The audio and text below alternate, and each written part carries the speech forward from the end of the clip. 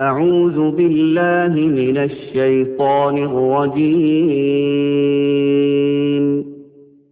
بسم الله الرحمن الرحيم.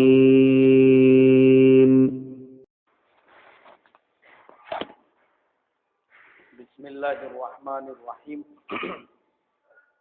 نحمده ونصلي على رسوله الكريم، أما بعد. قال الله تبارك وتعالى: أعوذ بالله من الشيطان الرجيم. بسم الله الرحمن الرحيم. لقد كان لكم في رسول الله أسوة حسنة. وقال تعالى: أعوذ بالله من الشيطان الرجيم. بسم الله الرحمن الرحيم. وما أرسلناك إلا رحمة للعالمين. صدق الله العظيم. محترم بھائیوں، بزرگوں، دوستو، جیسا کہ ہم نے پچھلے جمعہ کو یہ سنا تھا، اللہ کے نبی صلی اللہ علیہ وسلم نے حضرت مصعب بن عمیر رضی اللہ تعالی عنہ کو مدینے والوں کی درخواست پر معلم کے طور پر بھیجا، تاکہ مدینہ منورہ میں جو نئے لوگ ایمان میں داخل ہو رہے تھے، مدینے کے گھر گھر میں اسلام کا چرچا ہو رہا تھا، ان کو صحیح دین سمجھانے کے لیے، اللہ تبارک و تعالی کے احکامات بتانے کے لیے، قرآن پاک سکھانے کے لیے ایک معلم کی سخت ضرورت تھی۔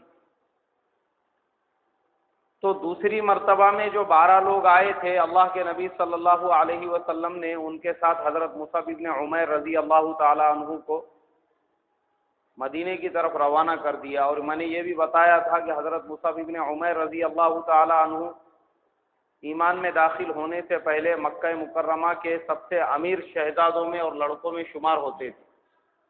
ان کا رہن سہن، ان کے کپڑے، ان کا خوشبو لگانا، لیکن جب ایمان کو قبول کیا، اسلام میں داخل ہوئے، تو پھر ان سے وہ تمام چیزیں چھین لی گئی۔ ان کی والدہ نے ان کو برہنہ کر کے کمرے میں بند کر دیا اور ایک ٹاٹ اپنے بدن پہ لپیٹ کر وہ اپنے گھر سے بھاگ گئے۔ اسلام قبول کرنے کے بعد بہت ساری تکلیفیں، مصیبتیں، پریشانیاں ان کو اٹھانی پڑی، اور پھر اللہ کے نبی صلی اللہ علیہ وسلم نے ان کو مدینہ منورہ میں معلم کے طور پہ روانہ کر دیا۔ اب جب یہ مدینہ منورہ میں پہنچے تو چونکہ مدینے کے گھر گھر میں اسلام کا چرچا ہو ہی چکا تھا، تذکرہ ہو ہی چکا تھا، اس لیے حضرت مصعب بن عمیر رضی اللہ تعالی عنہ نئے مسلمانوں کو قرآن سکھاتے، اسلام کی باتیں بتاتے، اللہ کے احکامات سکھاتے، بتلاتے، نماز سکھاتے، دین کی باتیں ان کو بتایا کرتے۔ مدینہ منورہ میں کچھ لوگ ایسے بھی تھے جن کو ان کا یہ دعوت دینا پسند نہیں تھا۔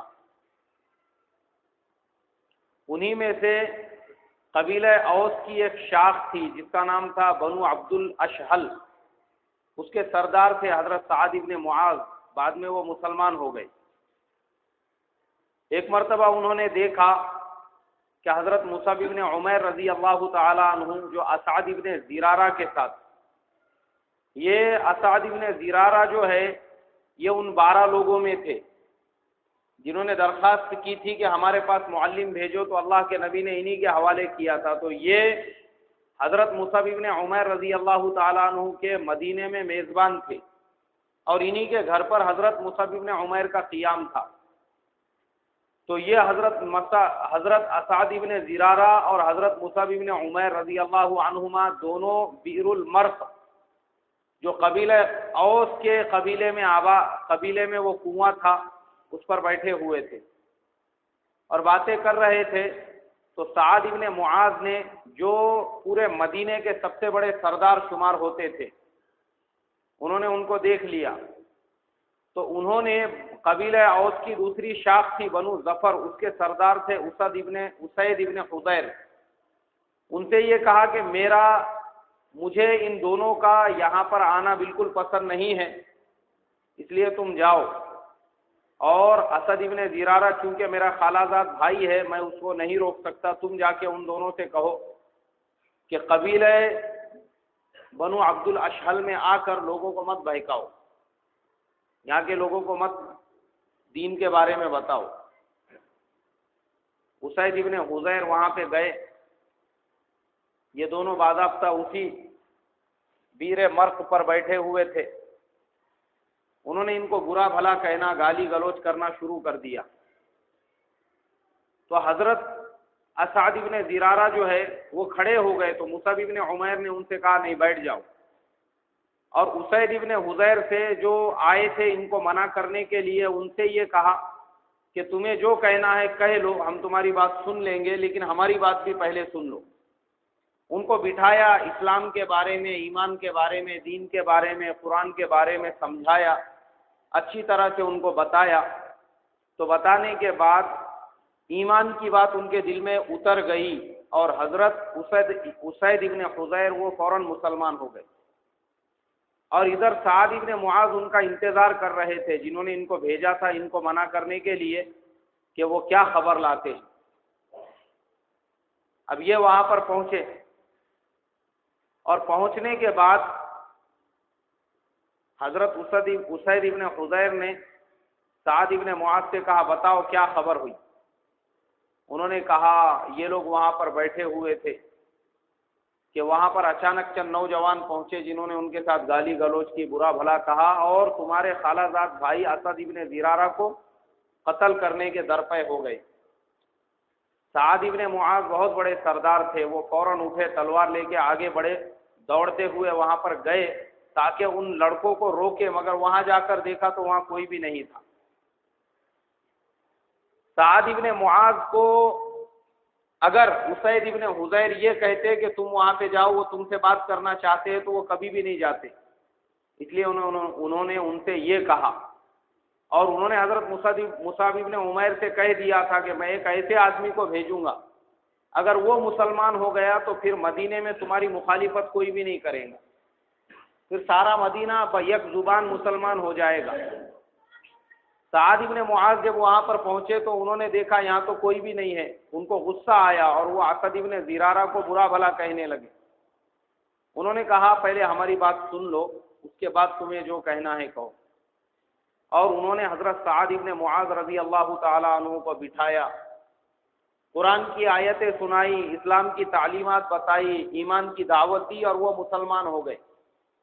اور مسلمان ہونے کے بعد وہ اپنے قبیلے بنو عبد الاشہل میں پہنچے، تمام مرد اور عورتوں کو جمع کیا اور سب کے سامنے یہ کہا میں تمہارے نزدیک کیسا آدمی ہوں۔ سب نے کہا آپ ہمارے سردار ہے، ہمارے معتبر ہے، آپ جو کہیں گے ہم آپ کی بات کو قبول کریں گے۔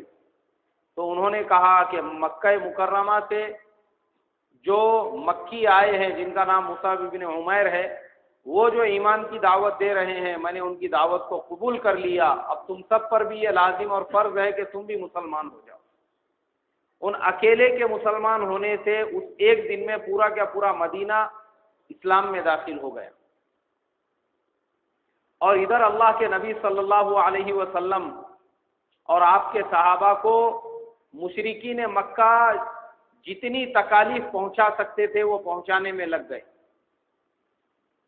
مدینے میں مصعب ابن عمیر ایمان کی دعوت میں، ایمان کی محنت میں لگ گئے، اور مکہ مکرمہ میں اللہ کے نبی کو اور وہاں پہ جو صحابہ تھے ان کو تکالیف دینے میں مشرکین اپنا زور لگانے لگے۔